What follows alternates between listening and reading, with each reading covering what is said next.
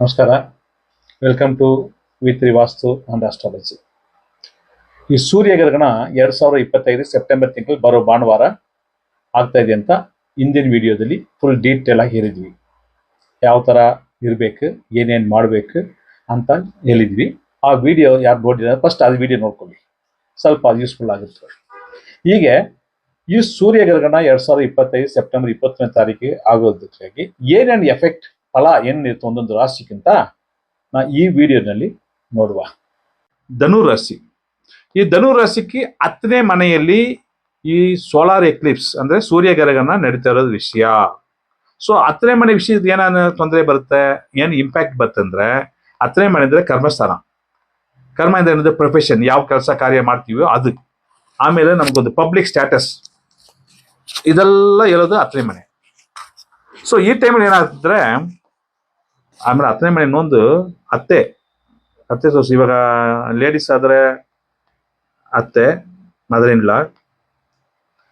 ಆಮೇಲೆ ಜೆಂಟ್ಸ್ ಆದ್ರೂ mother in law. So ಇದೆಲ್ಲ ಇಂಡಿಕೇಟ್ ಮಾಡೋದು 10ನೇ ಮನೆ. ಈ ಟೈಮಲ್ಲಿ ಏನಪ್ಪಾ ಅಂತಂದ್ರೆ ಸ್ವಲ್ಪ ಈ ಕ್ಯಾರಿಯರ್ ವಿಷಯದಲ್ಲಿ, ಕೆಲಸದ ವಿಷಯದಲ್ಲಿ ಒಂಥರ ತೊಂದರೆಗಳು ಬರುತ್ತೆ. ಅಪ್ ಅಂಡ್ ಡೌನ್ಸ್, ಸ್ಟ್ರಗಲ್ ಮಾಡ್ಬೇಕಾಗತ್ತೆ. ಯಾವಾಗ ಒಂದು ಸ್ಟ್ರೆಸ್, ಹೈ ಪ್ರೊಫೈಲ್ ಇದ್ರೆ ಲೋ ಪ್ರೊಫೈಲ್ ತರ ಹೋಗ್ತಾರೆ. ಯಾವುದೋ ರ್ಯಾಶ್ ಡಿಸಿಷನ್ ತಗೋಬೇಡಿ. ಯಾಕಂದ್ರೆ 10ನೇ ಮನೆಯಲ್ಲಿ ಆಗೋ ವಿಷಯ ಟಾಪ್ ಪೊಸಿಷನ್ ಕೆಳಗಡೆ ಬಿದ್ಬಿಡ್ತೀರಿ. ಒಂದು ಚೇಂಜಸ್, ಪ್ರೊಫೈಲ್ ಚೇಂಜಸ್ ಡೆಫಿನೆಟ್ ಆಗಿ ಧನು ರಾಶಿ ಬರ್ತದೆ. So top position low profile ಬರ್ತಾರೆ ಒಂದು. ಆಮೇಲೆ ಫೈನಾನ್ಸ್ ವಿಷಯದಲ್ಲಿ ಸ್ವಲ್ಪ ನಾವು ಜಾಸ್ತಿ ತೋರಿಸ್ಕೋಬಾರ್ದು. ಸ್ವಲ್ಪ ಏನಿದೆಯೋ ಅದು ಇಟ್ಕೊಂಡು ಡಿಸಿಪ್ಲಿನ್ ಆಗಿ ಮೇಂಟೈನ್ ಮಾಡ್ಕೊಂಡು ಸೇವ್ ಮಾಡ್ಕೊಳ್ಳೋದು ಉತ್ತಮ. ಆಮೇಲೆ ರಿಲೇಶನ್ಶಿಪ್ ವಿಷಯದಲ್ಲಿ ಏನಾಗ್ತದೆ ಅಂದ್ರೆ ಕಾನ್ಫ್ಲಿಕ್ಟ್ ಬರುತ್ತೆ. ಇವ್ ತಂದೆ ತರ ಇರೋರು ಅಥವಾ ದೊಡ್ಡ ದೊಡ್ಡ ಪೊಸಿಷನ್ ಇರೋರ ಹತ್ರ ಒಂಥರ ಒಂದು ಕಾನ್ಫ್ಲಿಕ್ಟ್ ಏನಾಗ್ತದೆ, ಮಿಸ್ಅಂಡರ್ಸ್ಟ್ಯಾಂಡಿಂಗ್ ಏನೋ ಒಂದು ಬರ್ತದೆ. ಸೊ ಅದು ಸ್ವಲ್ಪ ಕೇರ್ಫುಲ್ ಇರಬೇಕಾಗ್ತದೆ. ನೆಕ್ಸ್ಟ್ ಏನಪ್ಪ ಅಂದ್ರೆ ಕೆರಿಯರ್ ವಿಷಯದಲ್ಲಿ ಚೇಂಜಸ್ ಬಂದು ಅಲ್ಲಿ ಶೈನ್ ಆಗೋ ಚಾನ್ಸಸ್ ತುಂಬಾ ಚೆನ್ನಾಗಿರ್ತವೆ. ಪಬ್ಲಿಕ್ ಲೈಫ್ ಆಗಲಿ ಇದಾಗಲಿ ಅದು ಚೇಂಜಸ್ ಅಂತ ಒಂದು ಚೇಂಜಸ್ ಬರುತ್ತೆ, ಅದು ಅವಾಯ್ಡ್ ಮಾಡೋಕ್ಕಾಗಲ್ಲ.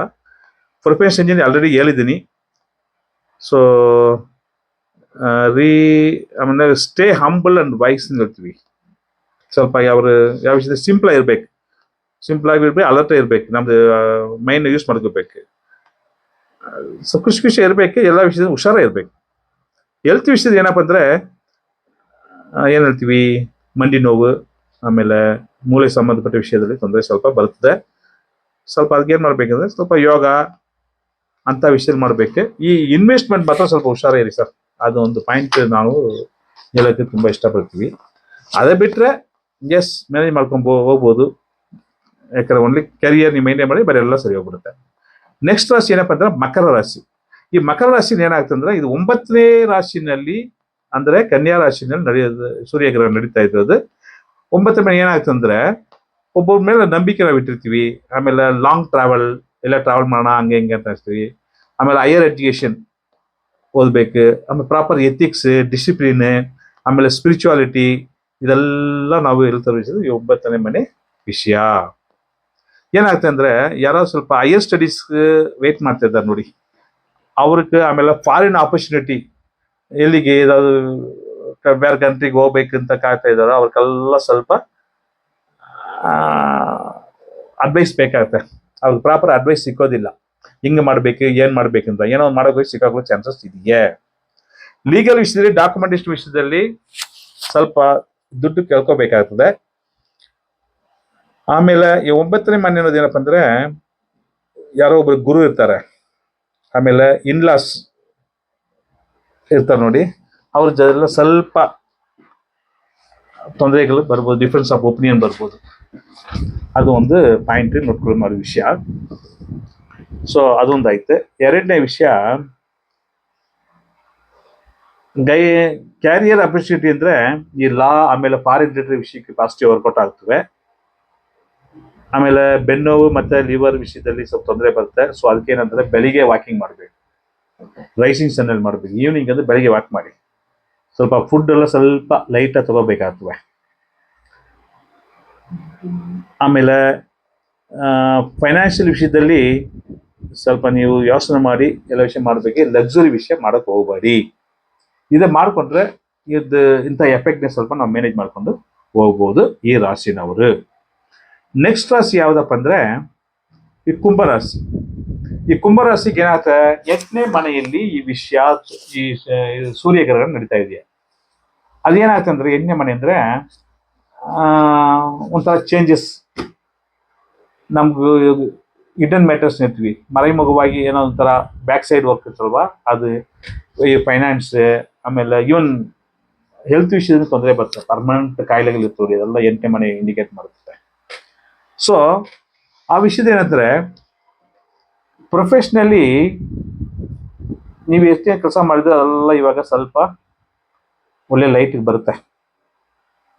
ಇಷ್ಟು ದಿವಸ ನೀವು ಒಂಥರ ಲೈಮ್ ಲೈಟ್ಗೆ ಬಂದಿರಲ್ಲ, ಆ ಟೈಮಲ್ಲಿ ಒಂಥರ ಚೇಂಜಸ್. ಏನಪ್ಪ ಇಷ್ಟು ದಿವಸ ಅಂದರೆ ಒಂಥರ ಇವಾಗ ಕಾನ್ಫಿಡೆಂಟ್ ಬರುತ್ತೆ. ಬಟ್ ಏನಪ್ಪ ಅಂದರೆ ಈ ಆಫೀಸ್ ವಿಷಯದಲ್ಲಿ ಸ್ವಲ್ಪ ಇನ್ವಾಲ್ವ್ ಆಗಬಾರ್ದು. ಸ್ವಲ್ಪ ನೀವು ಉಂಟು ನಿಮ್ಮ ಕೆಲಸವನ್ನು ನೋಡ್ಕೊಳ್ಳೋದು ಉತ್ತಮ. ಈ ಟ್ಯಾಕ್ಸ್, ಆಮೇಲೆ ಯಾಕೋ ಅಮೌಂಟ್ ಕೊಡಬೇಕು, ಶೇರ್ಸ್ ವಿಷಯದೆಲ್ಲ ಸ್ವಲ್ಪ ಹುಷಾರಿರಿ, ಟ್ರಾನ್ಸ್ಪರೆಂಟ್ ಇರಿ, ಇಲ್ಲಾಂದ್ರೆ ಗೌರ್ಮೆಂಟ್ನಲ್ಲಿ ಸಿಕ್ಕಾಕೊಂಡ್ಬಿಡ್ತೀವಿ. ಆಮೇಲೆ ಎಲೆಕ್ಷನ್ ಎಮೋಷನ್ ವಿಷಯದಲ್ಲಿ ಏನಪ್ಪ ಅಂದರೆ ಒಂಥರ ಅದೆಲ್ಲ ಬಿಟ್ಬಿಟ್ಟು ಸಾಕಪ್ಪ, ನಾವು ಒಂಥರ ಸಪ್ರೇಟ್ ಆಗ್ಬೇಡ ಅಂತ ಈ ದೇವ್ರ ಕಾರ್ಯ ವಿಷಯದಲ್ಲಿ ತಲೆ ಹಾಕೋ ಥರ ಸಿಚುವೇಶನ್ ಬಂದ್ಬಿಡುತ್ತೆ. ಸೊ ಅದು ಒಂದು ಟ್ರಾನ್ಸ್ಫಾರ್ಮೇಷನ್, ಲೈಫ್ ನಿಮ್ದು ರೆನ್ಯೂವಲ್ ಆಗುತ್ತದೆ ಅಂತ ಸಿಚುವೇಶನ್ ಆಗ್ತದೆ.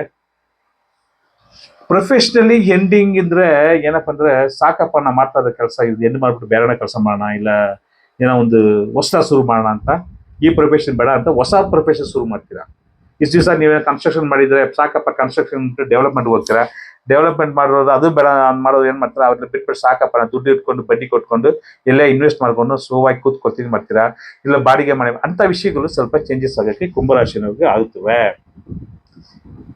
ಈ ತುಂಬಾ ವಿಷಯ ರಿಸರ್ಚ್ ಮಾಡಕ್ಕೆ ಹೋಗ್ಬಿಡ್ತಾರೆ ತುಂಬ ಜನ, ಜಾಯಿಂಟ್ ವೆಂಚರ್ ಅದೆಲ್ಲ ಮಾಡಬೇಕಂತ ಅನ್ಕೊಂಡಿರೋದು ಸ್ವಲ್ಪ ಡಿಲೇ ಆಗುತ್ತವೆ. ಅದು ಸ್ವಲ್ಪ ಯೋಚನೆ ಮಾಡಿ ಮಾಡ್ಕೋಬೇಕಾಗ್ತದೆ. ಎಲ್ಲ ವಿಷಯದ ಒಂದು ಆನೆಸ್ಟ್ ಇರಬೇಕು, ಟ್ರಾನ್ಸ್ಪರೆನ್ಸಿ ಇರಬೇಕು. ಈ ಕುಂಭರಾಶಿನವ್ರು ಇವಾಗ ಮೈಂಟೈನ್ ಮಾಡಬೇಕು, ಇಲ್ಲಾಂದ್ರೆ ಸಿಕ್ಕಾಗ್ಬಿಡ್ತಾರೆ. ಹೆಲ್ತ್ ವಿಷಯದಲ್ಲಿ ಯಾವಾಗ ಫಾಸ್ಟಿಂಗ್ ಇರೋದು, ಬಾಡಿನ ಡಿಟಾಕ್ಸನ್ ಹೇಳ್ಕೊಡ್ತೀನಿ, ಆ ಥರ ಮಾಡ್ಕೊಳ್ಳೋದು ಉತ್ತಮ. ಸೊ ಅದರಿಂದ ಎಸ್ಕೇಪ್ ಆಗ್ಬೋದು ಹೆಲ್ತ್ ವಿಷಯದಲ್ಲಿ. ಆಮೇಲೆ ಈ ಲೋನ್ ವಿಷಯದಾಗಲಾಗಲಿ, ಶೇರ್ಸ್ ವಿಷಯದಲ್ಲಿ ಫಸ್ಟಿನ ಎಲ್ಲಿರ್ತಾರ ಪ್ರಾಪರ್ ಆಗಿ ಪ್ಲಾನ್ ಮಾಡಿ ಹೋದ್ರೆ ಉತ್ತಮ. ಸೊ ಇದೇ ಪಾಯಿಂಟ್ ಕುಂಭರಾಶಿ ಇರೋ ವಿಷಯ. ನೆಕ್ಸ್ಟ್ ಏನಪ್ಪ ಅಂದ್ರೆ ಮೀನರಾಶಿ. ಈ ಮೀನರಾಶಿಗೆ ಏನಾಗ್ತವೆ, ಮೀನರಾಶಿಗೆ 7ನೇ ರಾಶಿ ಅಂದ್ರೆ 7ನೇ ಮನೆಯಲ್ಲಿ ಕನ್ಯಾ ರಾಶಿನಲ್ಲಿ ಈ ಸೂರ್ಯಗ್ರಹಣ ನಡೆದಿರೋದು ಗೊತ್ತಿರುತ್ತೆ ವಿಷಯ. ಆ ಪ್ರಕಾರ ಏನಪ್ಪಾ ಅಂತಂದ್ರೆ 7ನೇ ಮನೆ ಅಂದ್ರೆ ಏನಾಗ್ತವೆ, ಲೈಫ್ ಪಾರ್ಟ್ನರ್, ಬಿಸ್ನೆಸ್ ಪಾರ್ಟ್ನರ್, ಆಯ್ತಾ. ಆಮೇಲೆ ರಿಲೇಶನ್ಶಿಪ್ ಇರ್ತಾರೆ ನೋಡಿ, ಅದೆಲ್ಲ ಸ್ವಲ್ಪ ಸ್ಟ್ರೈನೇ, ಸ್ವಲ್ಪ ಹುಷಾರ ಇರೋ ವಿಷಯ. ಬಿಸ್ನೆಸ್ ವಿಷಯದಲ್ಲಿ ಏನಪ್ಪ ಅಂದರೆ ಯಾವ ವಿಷಯನ ಡೀಲ್ ಮಾಡಿದ್ರೆ ಸ್ವಲ್ಪ ಸ್ಟಾಪ್ ಆಗ್ತದೆ. ಲೀಗಲ್ ತೊಂದರೆ ಬಂದ್ಬಿಟ್ಟು ಈ ಪಾರ್ಟ್ನರ್ಸ್ ಇರ್ತಾರೆ ನೋಡಿ, ಇಂಥ ಕಂಪ್ನಿ ಸ್ವಲ್ಪ ತೊಂದರೆಗೆ ಫೇಸ್ ಮಾಡೋ ಸಿಚುವೇಶನ್ ಬರುತ್ತೆ. ಅದಕ್ಕೆ ಸ್ವಲ್ಪ ಪಾರ್ಟ್ನರ್ ಜೊತೆಲಿ ಆನೆಸ್ಟ್, ಟ್ರಾನ್ಸ್ಪರೆನ್ಸಿ ಇರೋದು ಉತ್ತಮ. ಯಾರು ಈ ಪ್ರೊಫೆಷನಲ್ ಯಾರು ಇರೋ ಅವ್ರಿಗೆ. ಅದೇ ಥರ ಲೈಫ್ ಪಾರ್ಟ್ನರ್ ಜೊತೆ ಸ್ವಲ್ಪ ಆನೆಸ್ಟ್ ಇರೋದು ಉತ್ತಮ. ಏನೋ ಗರ್ಲ್ ಫ್ರೆಂಡ್ ಬೇರೆ ಏನಾದ್ರು ತೊಂದರೆ ಇದ್ದರೆ, ಬೇರೆದ ಅಲೈನ್ಸ್ ಇದ್ದರೆ ಈ ಟೈಮಲ್ಲಿ ಪ್ರಾಬ್ಲಮ್ ಸಿಕ್ಕೋ ಚಾನ್ಸಸ್ ಇದೆಯೇ. ಸೊ ಫೈನಾನ್ಸ್ ವಿಷಯದ ಏನಾಗ್ತಂದ್ರೆ ಈ ಪಾರ್ಟ್ನರ್ಶಿಪ್ ಪ್ರಾಬ್ಲಮ್ ಸ್ವಲ್ಪ ತೊಂದರೆ ಬಂದ್ಬಿಟ್ಟು ಈ ಮೀನರಾಶಿನ ಸ್ವಲ್ಪ ಇಂಪ್ಯಾಕ್ಟ್ ಆಗ್ತವೆ. ಅವ್ರ ಜೊತೆಲಿ ಒಂಥರ ಯಾವುದೋ ಕಾಂಟ್ರಾಕ್ಟ್ ಮಾಡಬೇಕಾಗಿರ್ತವೆ, ಆಮೇಲೆ ಕ್ಲೈಂಟ್ ಜೊತೆಲಿ ಯಾರಾದ್ರು ಅಗ್ರಿಮೆಂಟ್ ಮಾಡಬೇಕಾಗಿರ್ತವೆ, ಯಾವುದೋ ವರ್ಕ್ ಆರ್ಡರ್ ಎಕ್ಸ್ಪೆಕ್ಟ್ ಮಾಡ್ತಾ ಇದ್ದೀರಾ, ಈ ವಿಷಯ ಎಲ್ಲ ಡಿಲೇ ಆಗೋಕ್ಕೆ ಚಾನ್ಸಸ್ ಜಾಸ್ತಿ ಇದೆಯೇ. ಸೊ ಮ್ಯಾರೇಜ್ ವಿಷಯದಲ್ಲಿ ಒಂಥರ ಡಿಫ್ರೆನ್ಸ್ ಆಫ್ ಒಪಿನಿಯನ್ ಬರುತ್ತೆ. ಬಿಸ್ನೆಸ್ ಪಾರ್ಟ್ನರ್ಶಿಪ್ ವಿಷಯದಲ್ಲಿ ಸ್ವಲ್ಪ ಒಂಥರ ಕ್ಲೈಮ್ಯಾಕ್ಸ್ ಆಗ್ಬಿಡ್ತೀವಿ, ಅಷ್ಟೇ ಎಂಡ್ ಆಗ್ಬಿಡ್ತವೆ. ಸೊ ಈ ಟೈಮಲ್ಲಿ ಸ್ವಲ್ಪ ಇಂಬ್ಯಾಲೆನ್ಸ್ ಸಿಚುವೇಶನ್ ಆಗ್ಬಿಟ್ಟು ಸ್ವಲ್ಪ ಶೇಕಿಂಗ್ ಆಗೋ ಕ್ವಶನ್ ಈ ಮೀನರಾಶಿನವ್ರಿಗೆ ಇರ್ತವೆ. ಸರ್ ಇದೇ ಬಿಟ್ಟರೆ ಏನಪ್ಪ ಆಗ್ತಂದ್ರೆ ಇಷ್ಟಿಷ್ಟ ಚಿಕ್ಕ ಚಿಕ್ಕ ವಿಷಯ ಇರ್ತವೆ ಈ ಪಾರ್ಟ್ನರ್ಶಿಪ್ ವಿಷಯದಲ್ಲಿ, ಮ್ಯಾರೇಜ್ ವಿಷಯದಲ್ಲಿ ಹಾಗೆ ಇರ್ತವೆ. ಬಟ್ ಇವಾಗ ಒಂಥರ ದೊಡ್ಡದಾಗಿ ಆಗ್ಬಿಡ್ತಾ ಇತ್ತು ವಿಷಯ. ಈ ಕೊಲಾಬ್ರೇಷನ್ ಕಾಂಟ್ರಾಕ್ಟ್ ಏನಿದೆ ಫಸ್ಟ್ ಆ ಥರ ಅದು ಸ್ವಲ್ಪ ಚೇಂಜಸ್ ಆಗೋ ಥರ ಸಿಚುವೇಶನ್ ಇದ್ವೆ. ಎಲ್ಲ ವಿಷಯ ಸ್ವಲ್ಪ ತಾಳ್ಮೆಯಿಂದ ಟ್ರಾನ್ಸ್ಪರೆಂಟಾಗಿ ಮಾಡಿಕೊಂಡ್ರೆ ವರ್ಕೌಟ್ ಆಗ್ಬೋದು.